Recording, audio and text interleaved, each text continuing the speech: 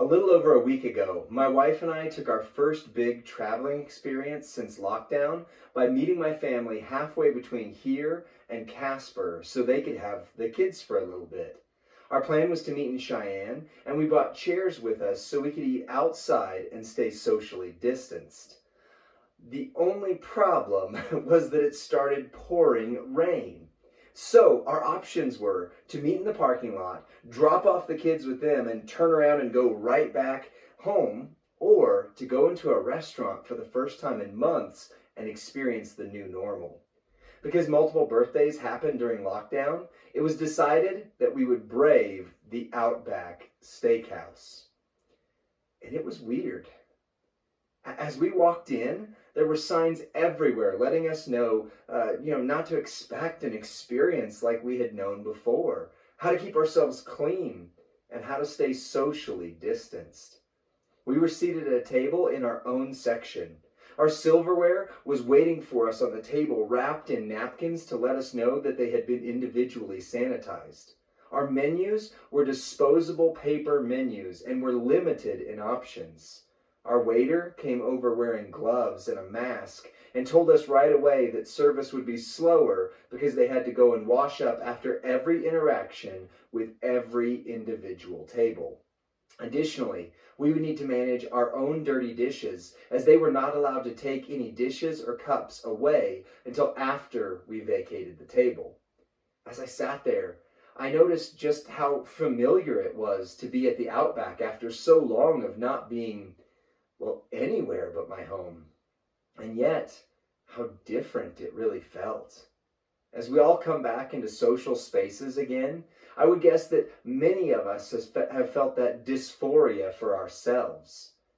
Today, I want to give you a second State of the Church update and address to help update you on some plans we have for coming back together for in-person worship, the state of giving, and the sale of our Sloan's Lake property. But before we get into that, let me take a moment to remind us of the journey God has had us on so far. In November of 2019, which feels like so many years ago, we all came together in prayer and sensed that God was up to something. The leaders of the former Sloan's Lake and our Arvada Church of God felt like God was leading us in prayer to Ephesians 3:20 through 21, which says this: "Now to him who is able to do above and beyond all that we ask or think, according to the power that works in us, to him be glory in the church and in Christ Jesus to all generations forever and ever. Amen." Church, as I share these details and updates, I want you to know that in spite of the storms that we're all facing, I believe these promises more than ever. As one new worship song proclaims, God is not going to run out of miracles anytime soon. He's in the habit of bringing the dead back to life, of taking our storms and turning them for our good and for his glory. I believe more than ever that our city needs to experience the hope that can only be found in Jesus and only seen in the lives of those who boldly follow him. This is a difficult season, but it's always a darker night before a brighter day shines. God is still ready to do above and beyond all that we have asked for or imagined that he would do in our lives, in our city, and in the world. And while I'm tired of the pandemic upon pandemic of this season, I'm also excited to watch God work. I'm ready to hear the sounds of dry bones rattling and the dead coming back again. So let's talk about our plan for coming back together. Our elders and staff have been watching several sources of information and seeking wisdom on when is the right time to come back together for in-person services. I'm pleased to announce that we have a tentative date scheduled at this point. As you may have seen, safer at home orders have been extended until July 1st. The governor's office has also issued guidance for houses of worship in the last few days. Taking both of these into consideration, it is our plan to return to in-person services on July 5th. Now, please note, these plans are being held open-handedly. and we will stay flexible as we get closer to that date to ensure that no further outbreaks have come about which have caused us to take the wise action of not resuming in person. After talking with many of you and having seen the results of our Facebook polling, I know that many people are not ready to come back in person. Some have expressed that they may not be ready until such time as a vaccine is available widely. Our online services will also continue unhindered for those who do not yet feel ready to come back in person. You will continue to be able to watch on both YouTube and Facebook and interact with pastors and other leaders throughout the online service experience as you've grown accustomed to. I'm very excited to get back to worship together in person with you. However, I opened my experience of going back to a restaurant for the very first time for a very important illustrative purpose. While I can't wait to get back to come back together in person, I want to recognize that the next normal that we are entering into will not be the same as what we left prior to COVID. This pandemic has reshaped how we interact and what precautions must be taken in order to love and care for people. So allow me a moment to dive a little deeper on what some of those changes will look like. First of all, in the area of people and capacity, I want to recognize first that people are nearly equally divided on whether they're ready to come back in person or not. Because of this, both physical and digital worship experiences will continue to be offered in an ongoing capacity.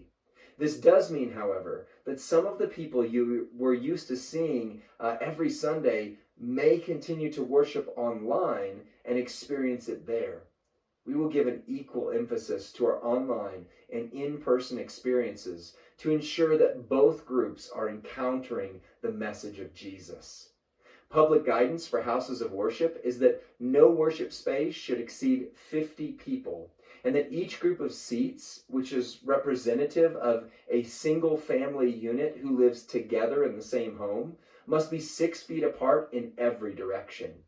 Prior to COVID, our average Sunday attendance was around 100 people, with some Sundays being lower and some peaking at closer to 120 people. Given the size of our sanctuary and social distancing guidelines that are in place and that we will lovingly follow, our sanctuary will only be able to seat around 40 people per service. So in order to accommodate all of these factors, a couple of steps are going to be taken.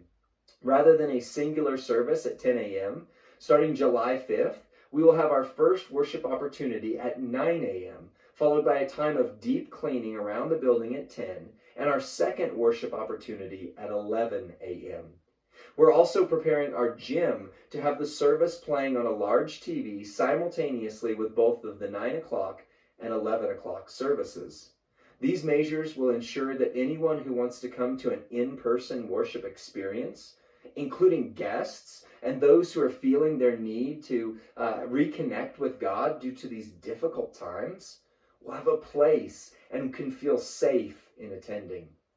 In-person life groups that happen on Sunday will be able to meet during the 10 o'clock cleaning hour with a limitation of 10 people per room and the need to follow social distancing guidelines.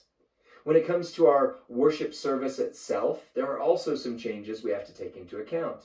Ongoing research shows that singing more easily spreads this virus. Because of this, public guidance is asking houses of worship to not only keep people 6 feet apart, but also to require masks at all times while worshipers are in the building. Additionally, churches are being asked to keep the speakers, the preachers, and singers to a minimum of 25 feet away from the front row of seats. In order to accommodate these guidelines, our pews have been removed and stored on site. Seating areas with chairs have been spread appropriately to meet social distancing guidelines, and we are also reconfiguring our stage to allow for the recommended 25 feet from singers and speakers to the front row of seating. In order to ensure our online services remain an equal focus going forward, Our staff and leaders have been working hard, reworking our room lighting and adding sound baffling and sound panels and blackout curtains to the room to ensure that lighting and sound are conducive to both the in-person and online experience. We're also working to get our in-ear system set up for our worship team, and we are reconfiguring our soundboard so that it sounds better both for the people who are in the room and also the mix that goes to the online service, because those are two different mixes that require two different emphasis. So we're going to be mixing them both to sound great. Service length will be shortened from 70 minutes to around 50 minutes, similar to how it has been online these last couple months.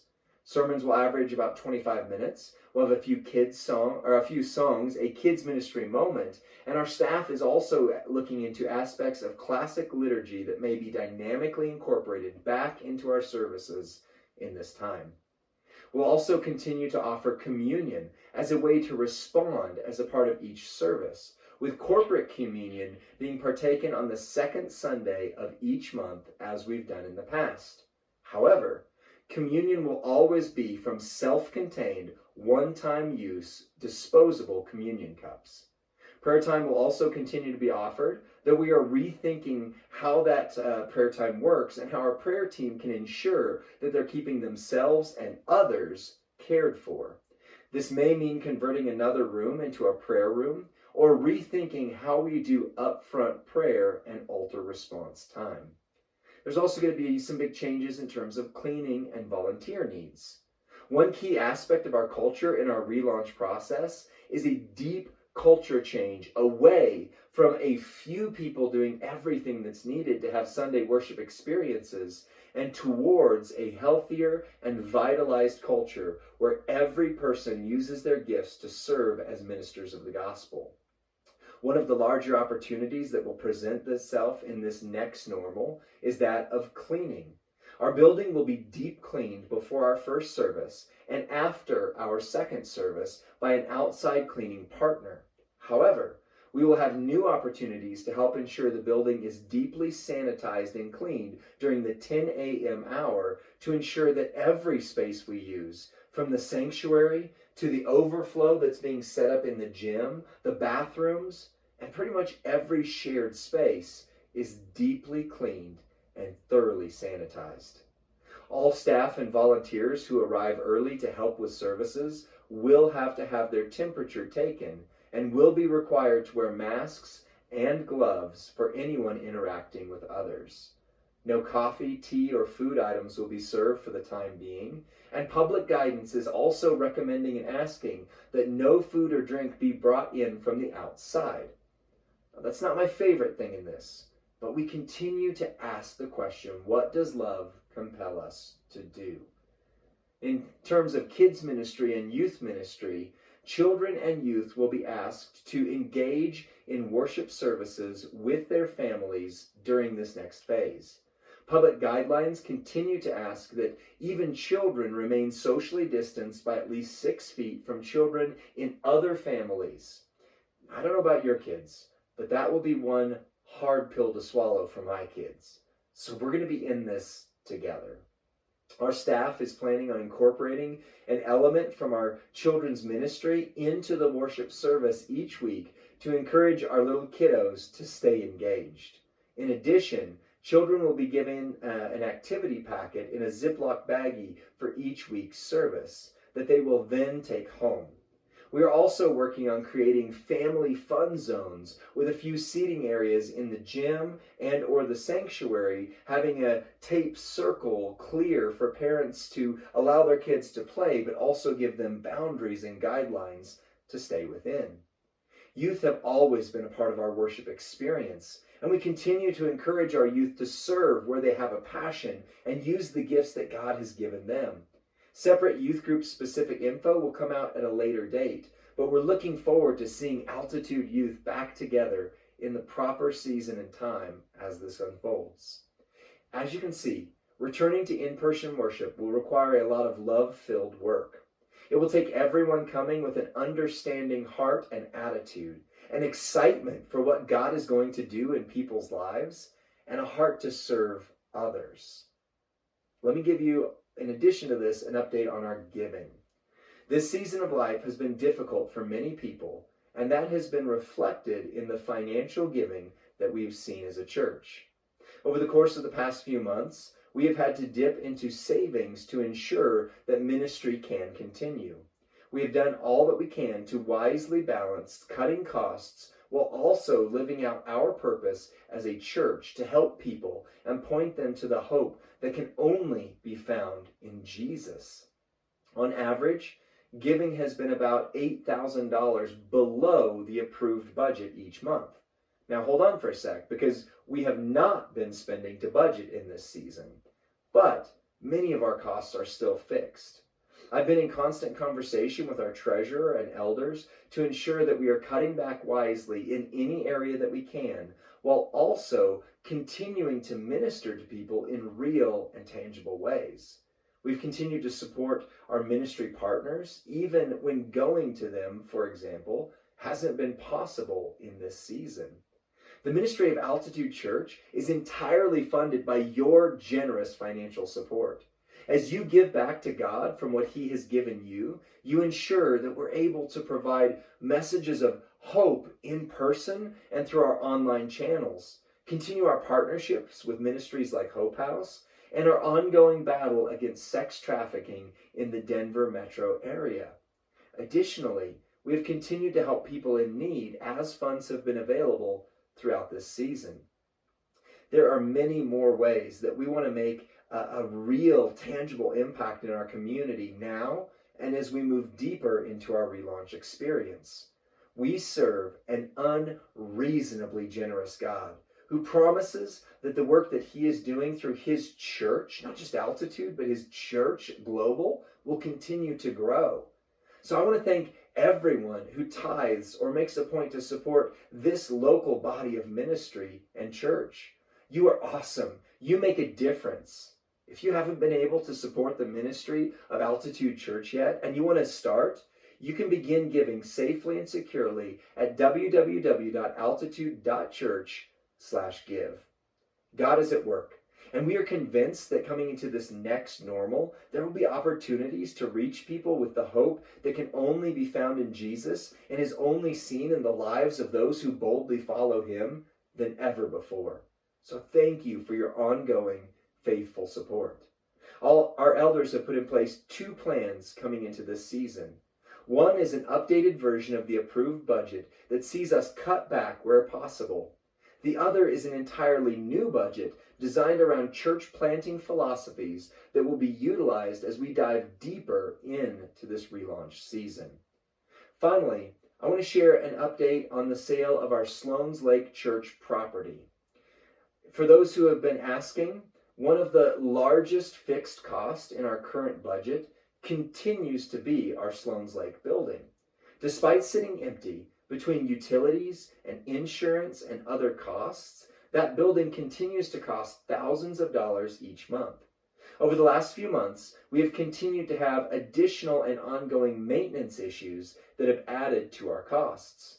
We are working through one other large issue with some water system updates that the city is requiring and managing the timing of those so that they can be taken care of as new owners take possession of the property and begin working to create the housing development plans which are on the table, which would remove the need for these water system updates. As I mentioned in our last State of the Church address, the original buyer did have to back out of their contract due to the funding issues related to our changing world and these ongoing pandemics. Since that time, our realtor has been working with interested parties to present a new set of offers. I'm happy to say that interest in the property has remained high. I'm also pleased to announce that our leadership has accepted a new offer from a new buyer. Once that new contract is signed, the buyer will have 90 days for due diligence work and then another 15 days after that to close on the sale. Selling this property will support our relaunch process and, in conjunction with your faithful giving, will allow us to boldly move forward with our vision of creating a center of hope in our community.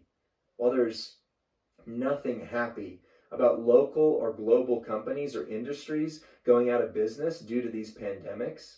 The reality is that we expect that our opportunities to find an updated facility that is better positioned to further our ministry efforts into the next 20 plus years will be more plentiful in this upcoming season than they were before this global series of pandemics began. Theaters, gyms, and other big box stores may be available in the future that were not available before. And in all of this, I believe that our future is bright.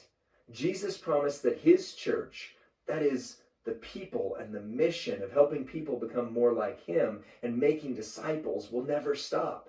We are going through a difficult season together, but Jesus is preparing us as a people to have an even greater impact in people's lives than ever before.